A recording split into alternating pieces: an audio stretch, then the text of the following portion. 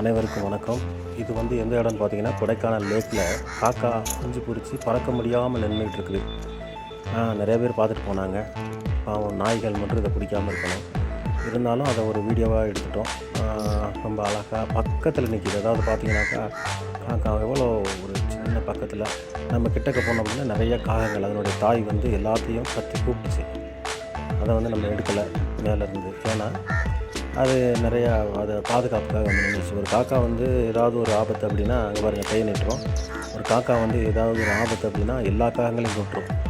அப்போ அதனுடைய குஞ்சுகளுக்கு ஒரு பிரச்சனை அப்படின்னக்குள்ளே எல்லா காகங்களையும் கூப்பிட்டு அந்த மாதிரி ஒரு சூழ்நிலையில் போய் நம்ம காக்கா கொத்தினாலும் பரவாயில்லன்னு சொல்லி அந்த இடத்துல போய் வீடியோ எடுத்தோம்.